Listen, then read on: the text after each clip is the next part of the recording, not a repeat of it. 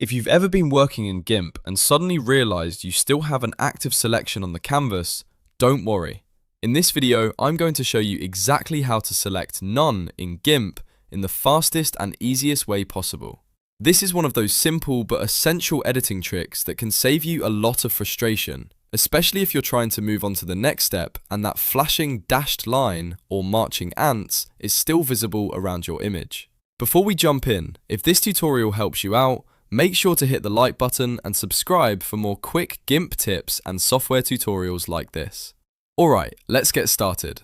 The quickest way to deselect everything in GIMP is with a keyboard shortcut. On Windows or Linux, press Ctrl plus Shift plus A. If you're using a Mac, press Command plus Shift plus A. The moment you use that shortcut, GIMP will remove the active selection from your image and clear those marching ants from the screen. This is the fastest method if you want to work efficiently and keep your workflow moving. Now, if you prefer using the menu instead of the keyboard, GIMP makes that easy too. Look at the top menu bar and click Select. In the drop-down menu, choose None. That is the same as deselecting everything, and it immediately removes the selection boundary from your canvas. This is especially useful if you're not sure of the shortcut or you just like using the interface with your mouse. If you're wondering why this matters, selections in GIMP affect where your edits apply. So if you still have something selected, any paint, transform, copy, paste, or edit action may only affect that selected area.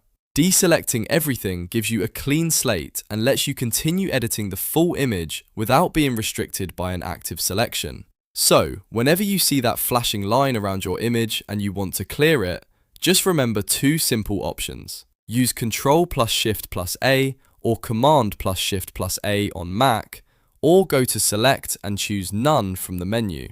Both methods work instantly and are great to know whether you're a beginner or just need a quick refresher. And that's it. You now know how to select None in GIMP and remove an active selection in seconds. If this video helped, please give it a like, subscribe for more easy editing tutorials, and I'll see you in the next one.